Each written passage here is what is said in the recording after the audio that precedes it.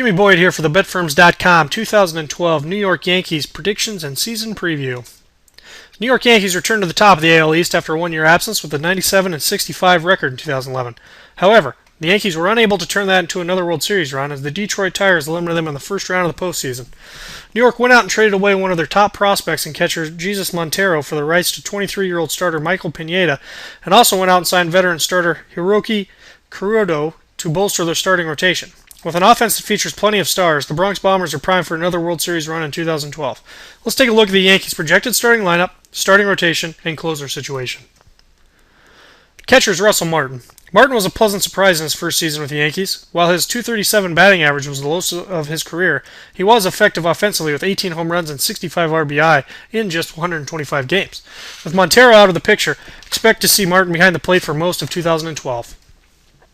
Mark Teixeira posted great power numbers with 39 home runs and 111 RBI, but for the second straight season, he finished with a batting average around .250. The Yankees are hoping the veteran first baseman can keep up those power numbers and get that average closer to .300. If he can do that, he'll be right there in the thick of things for the AL MVP. Robinson Cano is coming off another impressive season with the Yankees. The 29-year-old hit .302 with 28 home runs and 118 RBI last year. The All-Star second baseman has now posted 3 straight seasons with at least a .300 average, 25 home runs, and 85 RBI. Once Derek Jeter reached the 3,000 hit mark, it seemed he found a new life with his bat. From that point on, he hit .331 with 41 RBI, but his sluggish start had him finish up the year at .297, a career-low 6 home runs and just 61 RBI. Jeter will turn 38 in June, and you have to wonder just how much longer he can keep up this pace before suffering a huge decline.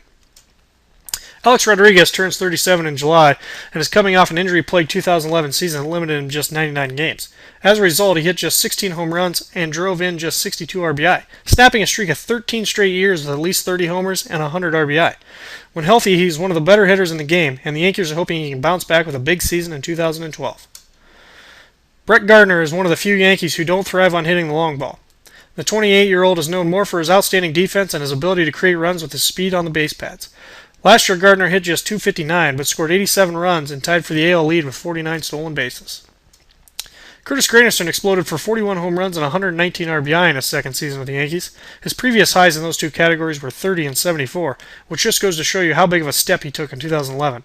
Add in his 10 triples and 25 steals, and you have the first player in history to record 40 home runs, 100 RBI, 10 triples, and 25 steals in a single year.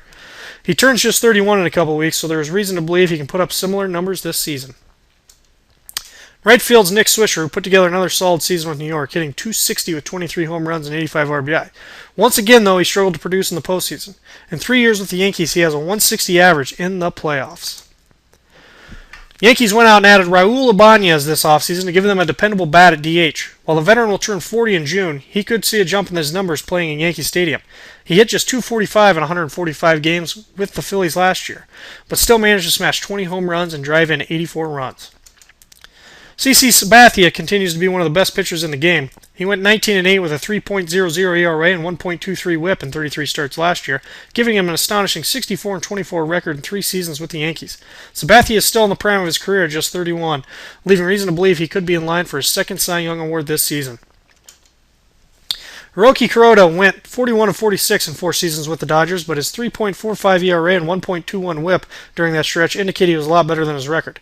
While he is getting up there in age, he now pitches behind one of the best offenses in baseball. The potential is there for at least 15 wins, but his ERA and WHIP could take a hit pitching the majority of games in Yankee Stadium. Ivan Nova was one of the biggest surprises in all of baseball last year. The rookie stepped into the rotation and posted a 16-4 record with a 3.70 ERA and 1.33 WHIP in 27 starts. The 25-year-old must avoid the dreaded sophomore slump, but 2011 was a promising start to his career. The Yankees believe they have landed a future star in Pineda. He posted a 3.74 ERA and 1.10 WHIP while striking out 173 batters in 171 innings of work over 28 starts as a rookie with Seattle. He did struggle after the All-Star break, posting a 5.12 ERA, but I wouldn't put too much stock into that. The 23-year-old has all the talent to be an ace in the near future. With the recent trade of starter A.J. Burnett, the Yankees are counting on Hughes to return to form and be a serviceable starter at the back of the rotation. Hughes went just 5-5 with a 5.79 ERA and 1.49 WHIP in 14 starts last year, but was an 18-game winner in 2010. He's said to be as committed as ever, but hard telling exactly what he will bring to the table this year. It's hard telling when the veteran reliever will start to show signs of slowing down.